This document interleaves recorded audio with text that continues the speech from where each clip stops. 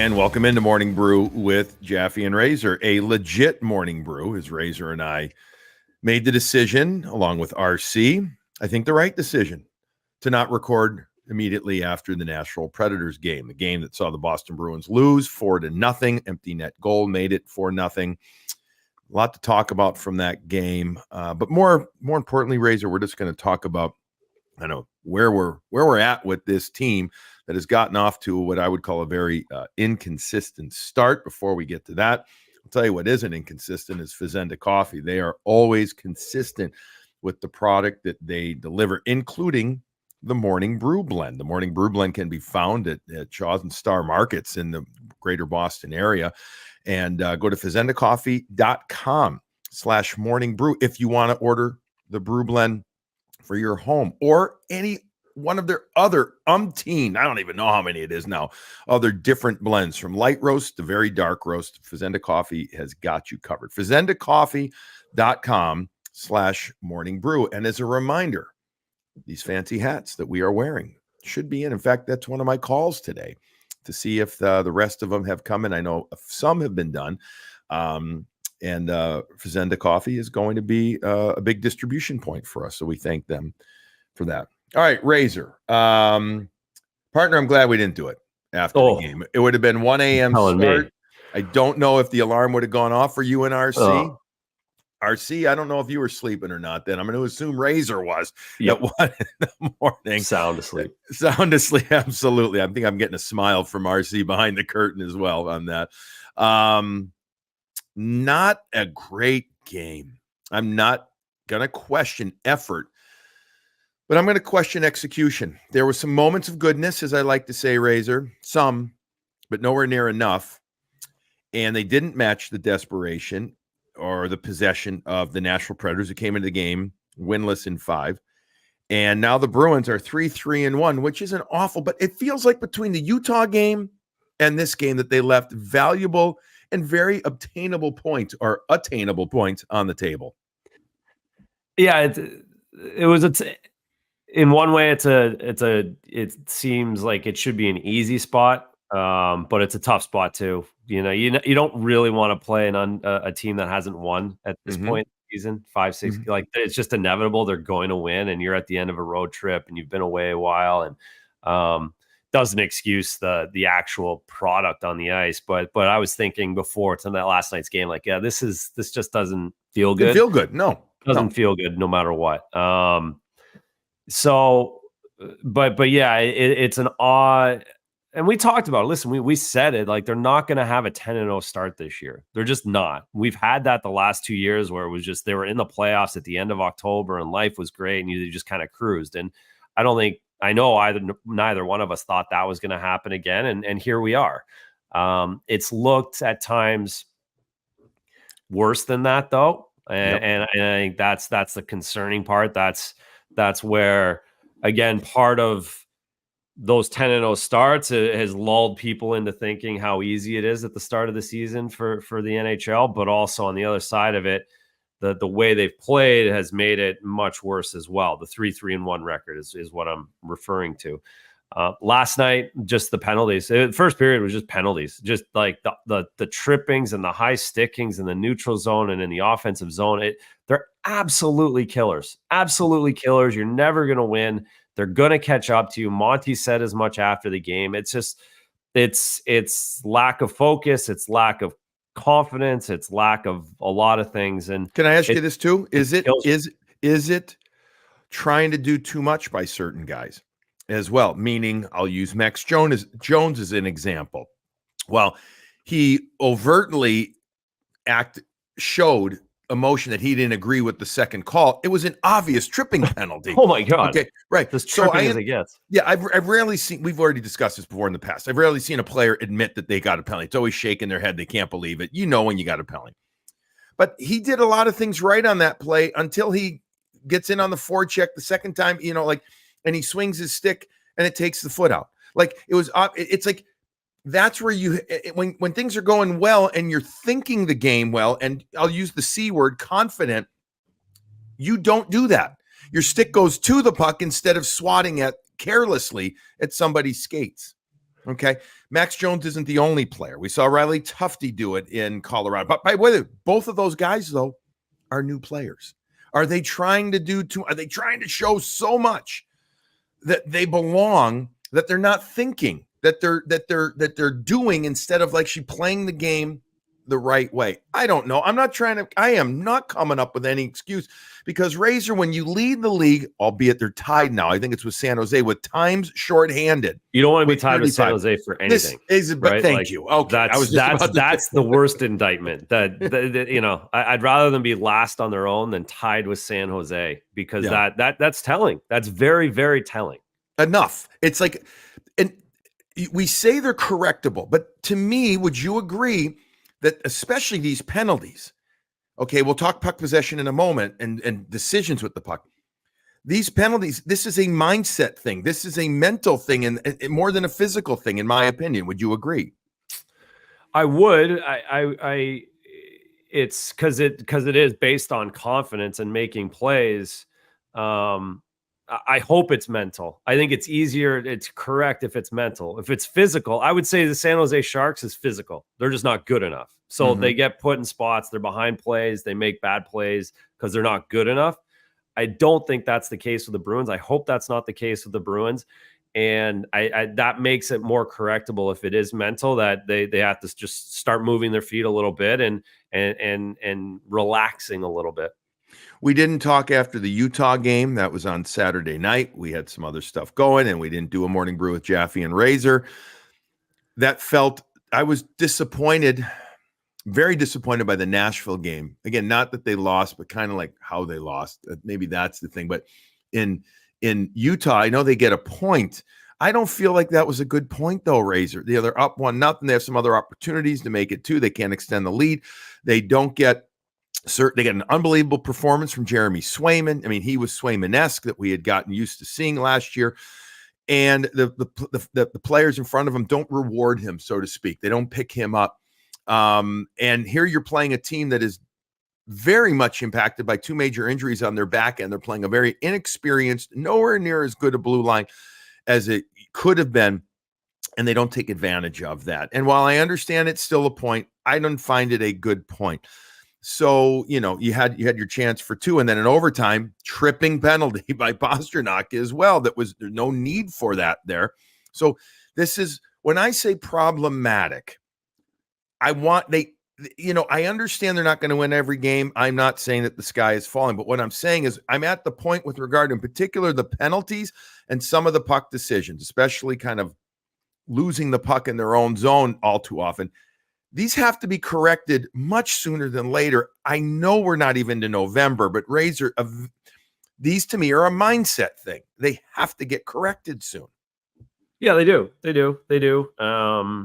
And if you want to look optimistically, 500 on this road trip's not the end of the world. On the other side of it, right? But again, all of it's correct. It has to be corrected. You have to continue to build. You have to continue to get better. 500's fine if you can rattle 3 or 4 off and then get. After a tough 10 schedule games, coming up, though. They got a tough schedule. Well, Dallas lost to Buffalo. Like, it's tough for everybody. Like, I'm not looking at any team saying they're good or bad right now because I think everyone's kind of in the same spot as like Calgary's 6-0-1. Like, is Calgary good? I don't know. Right? So, like, that we're still that early in the season where Toronto wins a big game, Toronto loses another game. Correct. They should win. Like Columbus 5-0. Like, it is happening everywhere else, folks. Bruins Nation. It is happening everywhere else in the NHL where teams are very inconsistent at this point. Whatever it is, it's getting hard to get going for this NHL. So I'm not, they have to rattle a few off. They have to clean up what we're talking about. And they have to start scoring. Some of these guys have to find a way to get a puck in the net to get confidence. The Marshys, the Fredericks, the Coyle. There we go. Thank you for leading me there. I was going to ask you about that. Here we go. Like that solves everything. One of the couple goals go in for those guys. That solves everything, and that starts to get people rolling in the right way. It will happen. It has to happen, and you want it to happen the next game. It better because the sooner it happens, the better off, and the easier, smoother the season goes. Did anything epitomize perhaps what's going on with some of these Bruins, we'll call them core top guys more than the Pastrnak second breakaway, which was a beautiful set play off the third period faceoff, D to center post, which became Marchand, who then leads like Brady leading Edelman, so to speak, led him perfectly on a little bit of a sauce into the ozone, and Pastrnak gets it, comes down kind of like middle left, inside that left wing circle, gets to the inside and puts that right foot into the ice, I think to load to shoot, or at least to load to make a attempt at a shot. And it looked like he toe picked. Ice looked like shit. Oh, it looked awful last night, huh? Looked like holy smokes. And the first breakaway pass they had, that was a basketball coming down. It was crazy. And both teams suffered from it. Nashville less than Boston. But oh my God. But did anything epitomize what happened to what's going on with the Bruins, and in particular, a couple of their top guys more than that? I don't think at times they're creating enough, Razor. I don't, some of the top guys, but yet, you had two breakaways, and I don't know if Pastrnak got credited for one shot on goal on his two breakaways. He shouldn't have, right? I don't think so, because that second one would have been if it hit the goaltender, Saros would have been a push in the net more than a shot. Yeah, I don't know. But Pastrnak is a -2 in each of his last two games. Only played 16 minutes and 18 seconds against Nashville. Now, there was a lot of penalties. And again, the penalties screw up your rotation. They don't allow you to get certain guys onto the ice as much. And therefore, David is impacted by that. But yet, he doesn't look to have that same pasta ability right now. I mean, we know he's got it. We know he's special. We haven't seen that ripper, especially. I thought maybe we would see one of those kind of slingshots or similar type thing on one of these breakaways, and couldn't do it. Maybe he was looking to try and execute that on the second one, but he hasn't gotten going. Marchand has 4 assists. He hasn't scored a goal. He had a good chance. Saros made a save. Coyle has 1 goal. We talked about it after Colorado, but he hasn't been noticeable. McAvoy in the last 5. After we, applauded him the first 2 games, looking for shot, moving a lot, he's gotten nothing going. These are core element players for your team, both optically and financially, that have to get going.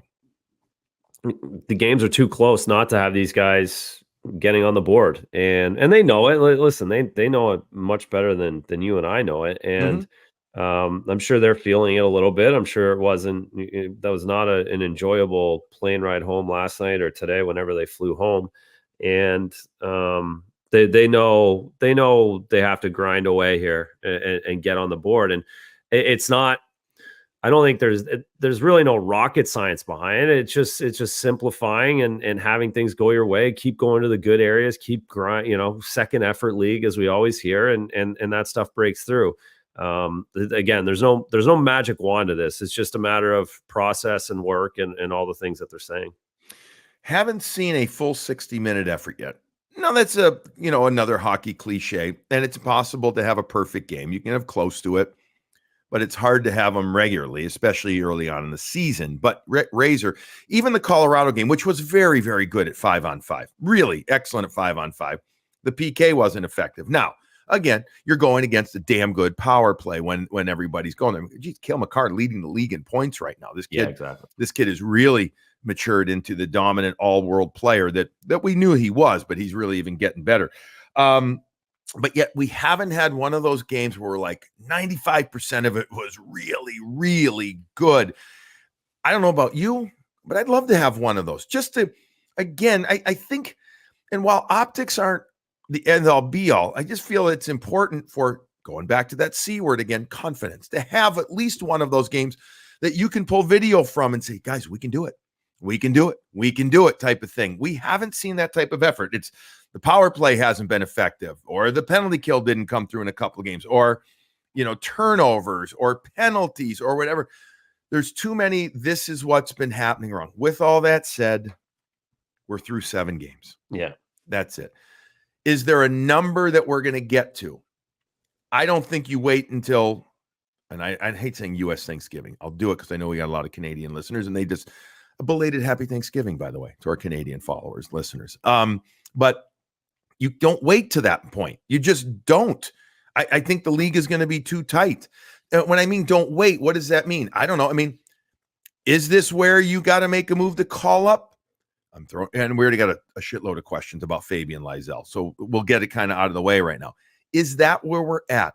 Is this all right, time to send a couple of guys down, or at least attempt to? You might lose one to waivers. Not sure you would right now. And you try and call up Lysell, or you clear money and you sign Tyler Johnson. Are we at that point? I know it's early, but Razor, are we at that point? Because you're just not getting enough, in particular, from a middle part of your lineup. Well, it's certainly, you're not going to do it on a road trip, right? So that's all right. That's why I'm asking. Are we at the point now? They're home here for a few days here. I don't know that stuff. Like, we just talked about all the things that can make it better with core guys and the big guys, and that of course it is always the fringe guys that take the brunt. Believe me, I was that guy. I've been that guy. I played with a million of those guys that when the big guys suck, they get sent down. That's how hockey works. Right. It's unfortunate. And that, so that possibly could happen. I'm not convinced that that's the Bruins way. That's Don's way of just knee jerk. Needs to happen right now. I think they're trying to lean on the core guys. But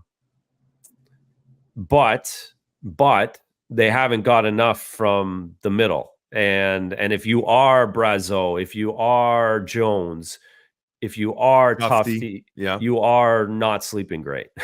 you didn't have a guy like, what about, you're worried? What about a guy like Geekie? I mean, on a 2-year deal, second year. Now, they talked about that they were in communication. This is a few weeks ago now, in discussions, maybe, or communication, whatever the term is that Don Sweeney used, perhaps for extending, but he hasn't produced. He hasn't been noticeable. We had a bunch of guys last year that we witnessed have wonderful years, career years, Razor. 3, I'm thinking of Coyle, Frederick, Geekie. And Bruins haven't gotten enough from them. I thought, and I'm going on the old tangent right here. I thought that the best that Trent Frederick looked was with that Colorado game when he was with Marchand and Coyle. And I know we've seen different lines since then. I'd like to see that line put back together. I would. I don't know. I just think we've got to start seeing more from Trent Frederick. And I think that position with those guys put him into that, elevated his game more. But those 3 guys all had career years last year, and we haven't seen that same style so far this season, partner.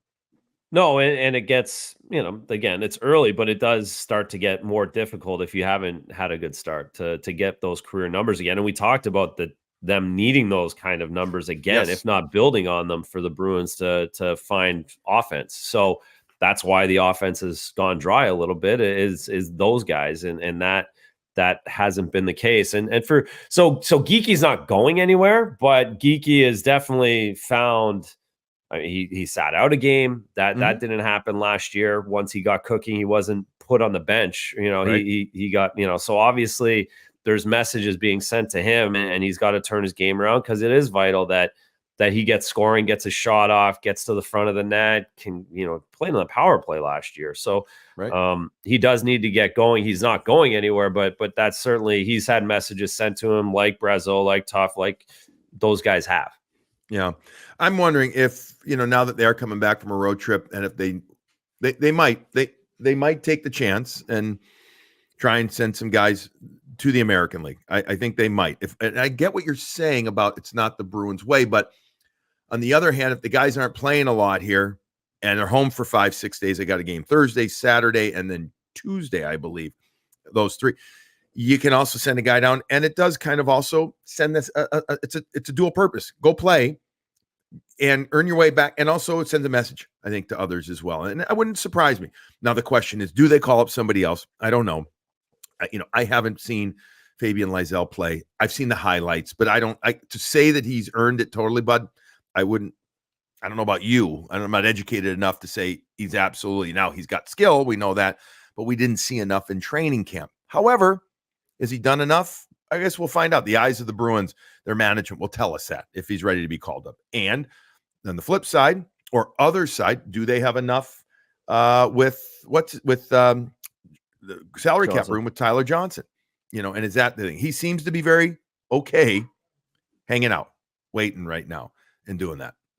Yeah, I wish I knew the numbers better. And I don't mean like the straight numbers. I mean the numbers for the deadline and what the idea is, and trying to save a couple million or get a $2 million player on March 1st, whatever those numbers are. And that has to be impacting Tyler Johnson. But the fact, again, we've talked about it a few times already. He's still here. He's still practicing. He's still around. Makes you continually assume that something will get done. I got to imagine that he has an opportunity here at some point sooner than later, and he does. Fortunately for him, very fortunate for him, that he fits exactly kind of what they need right now. He is that spark. He is that veteran guy. He can play 200 foot. He can score. He can kind of change things around rhythm wise and energy wise in the middle of your lineup up front. So he is in a good spot.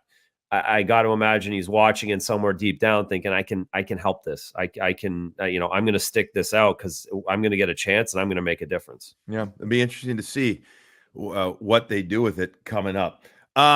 Let's take a moment, recognize a couple of sponsors on this show. You talked about building on things. Well, if you want to build on something like your house, right? You want to add on, you want to do whatever. By the way, I'm getting barked at by Cooper right now. I hear him.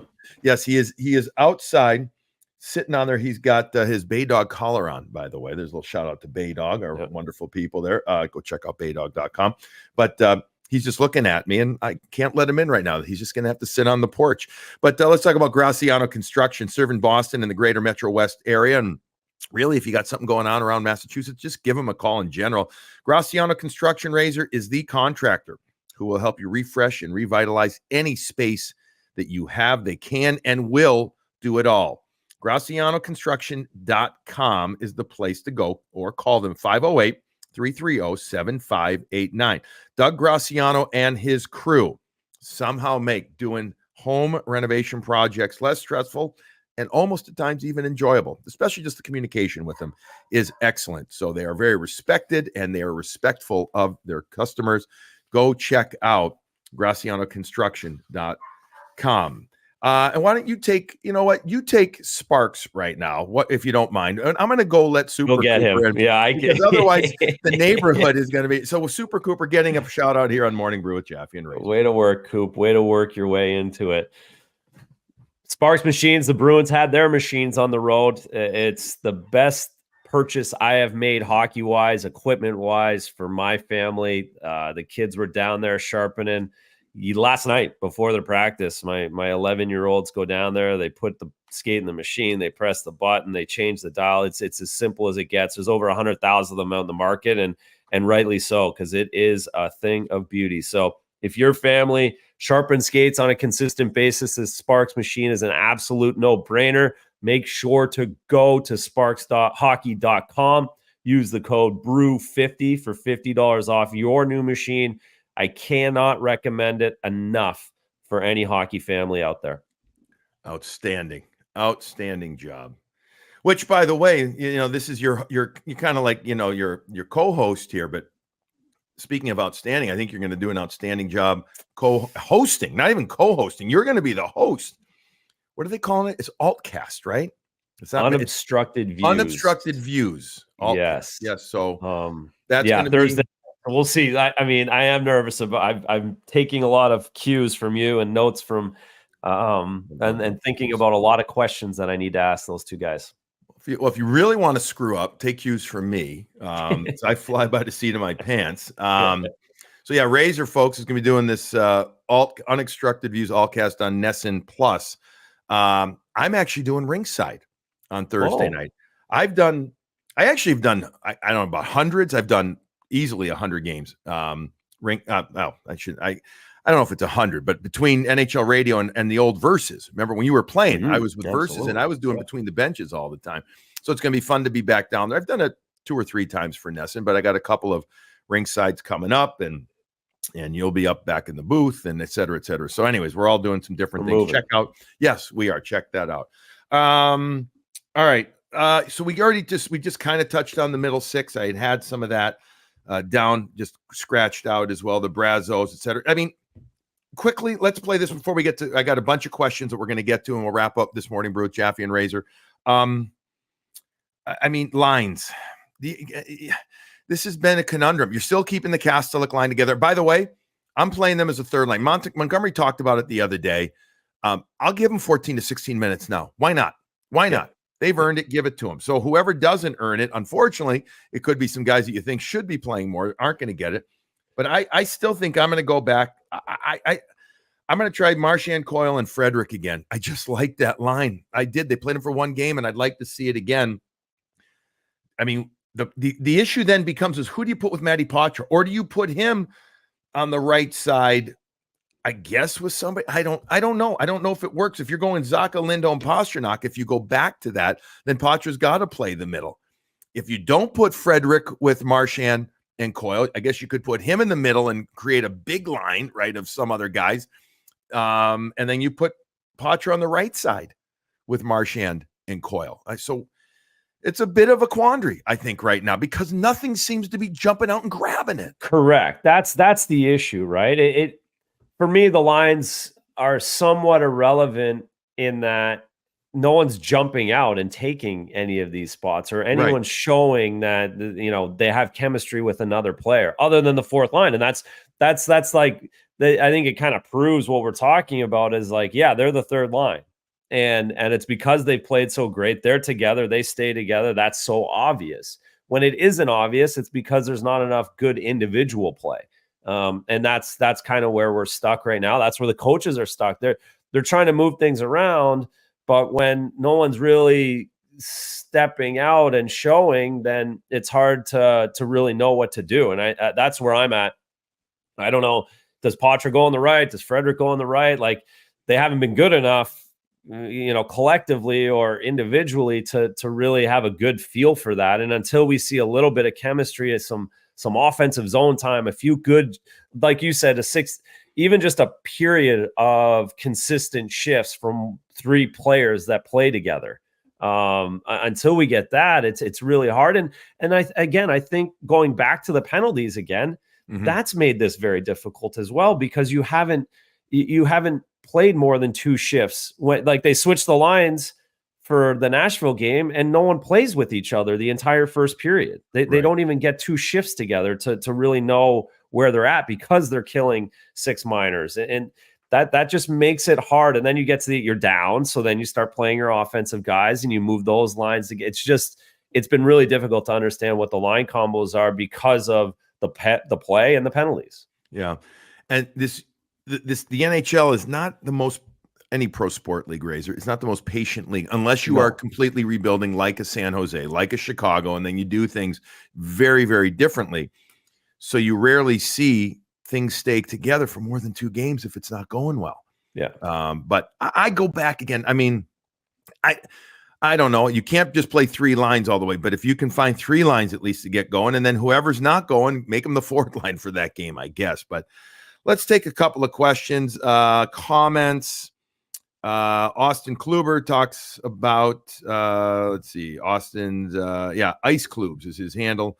Marchand seems to be fighting it a bit. Is this just coming off of about multiple surgeries and needing reps to get back to normal, or is the start of a decline due to age? I'm going to go with the first. I'm going to go with the former, that this is still coming off the injuries. Still definitely would love to see him shoot more. I thought he had a good look again. He did have a good look. We'll call it. It wasn't a full breakaway, but it was a nice coming down the right side shot that Saros, who has not played well this year at all, he played well. He did. He played well on Tuesday night, Razor. Yep. Making a getting the shutout win. But I'm not ready to say it's the decline age thing for Brad Marchand just yet. I'm not. I was always going to give him through the month of October into November to really get going. That's my take. Yeah, no question. He talked about it, not training, not skating till middle of August. So he's barely 2 months into what would usually be a 4 or 5 month process here. So of course he has to ramp up. You don't get 5 months during the regular season like you do in the off season, but I'm giving him a couple more weeks to get the compete and the hands and the legs that he wants.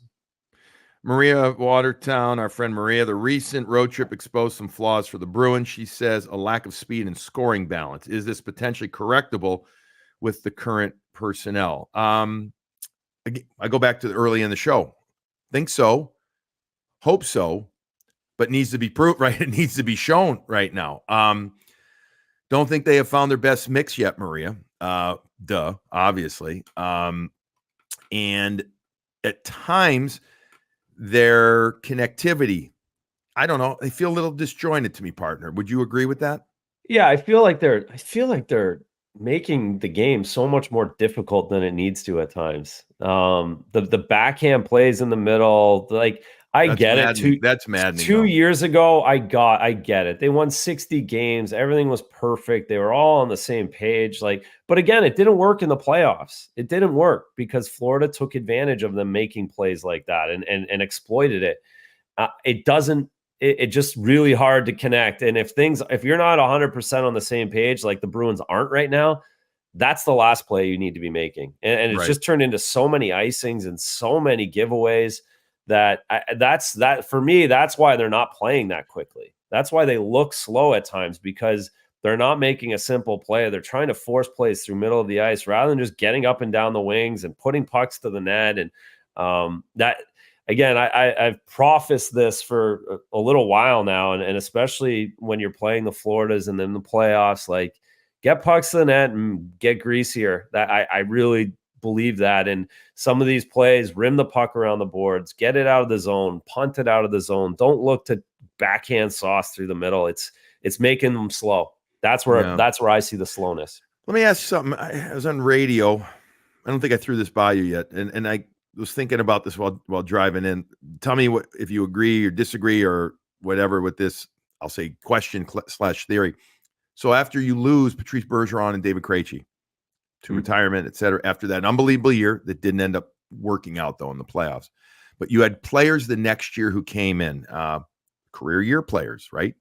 Geeky, Coyle, Frederick, aforementioned players, some other players, too, that stepped up, right? Yep. Do you think that they're, when you're one of those players and you get I'm getting a great opportunity. I'm going to show the world that I can handle this. I'm going to do this. I'm all that. And they proceed. All of those players and others stepped up last year, right? Uh-huh. Do you think that there's the expectations for repeating it at a bare minimum this year, or B, just the reality of them saying, oh shit, I got to do this again type of thing, almost internally, is impacting some of the play of the entire team? I mean, who really stepped up last year to a level. We all thought they'd be okay to good, but we didn't think they'd be as good as they were, I think. Well, it's the old house money. It's always easier to play with house money than it is to play with expectations. And I do think there is some of that built in. Again, last year, those guys had great opportunities, but not a lot was expected. And they could kind of work their way into this season. This year, it's different. This year, they were expected to step up and to build on their 20-goal seasons, their 17-goal seasons, their 23-goal seasons. And that you can press. And it does look like that's what they're doing a little bit more than what they were last season. They're just hitting the adversity right out of the gates rather than at different times through the middle of the season last year. Yeah. They got to get it going. We have some other questions, but you and I are going to wrap it up. RC's got to wrap this one up here. We could go on and on and on, folks. Let's we will reconvene. We will reconvene after the Dallas game. So we will do another show after the Dallas game. We will talk more. Let's see what happens, and we'll have more questions we can take, et cetera. But we're a little bit of a time constraint today with what we've got going on. So, folks, I hope you understand that. Thank you for participating. We also will be doing a show after not Saturday's game, but after Tuesday's game. So just looking ahead, folks, next Morning Brew with Jaffe and Razor will be after the Dallas game and then after the Philadelphia game, which is the following Tuesday. We'll not be doing a show after Toronto due to travel, et cetera, things that we've got going on outside of our broadcasting lives. All right, Razor, beautiful day. I actually think I think I'm going to take the lawn down. I think it's that time to, I've kept it high, and now as we're getting ready, it's one more day of nice today. I think it's a good day to take it down another half an inch or so and start winterizing it. And time to go fight with City Hall over the water bill. That's the other thing. Yeah. So that's on my docket today. I don't know about yours. That is a full day. I'm completely stuffed. I am screwed on that one right there. But yeah, that will be a full day.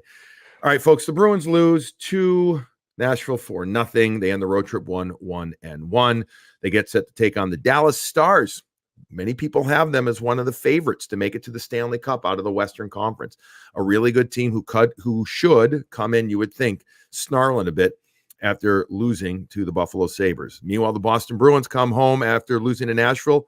They should be snarling as well. They should have the fangs out after losing that game and giving up the extra point in Utah. Only time will tell. We will talk to you after that game. RC, thanks for making it happen from behind the screen. We appreciate it greatly, folks. Thank you for listening. Everybody, go, please have another cup. Enjoy it. You deserve it. We'll be back with you after Thursday's game.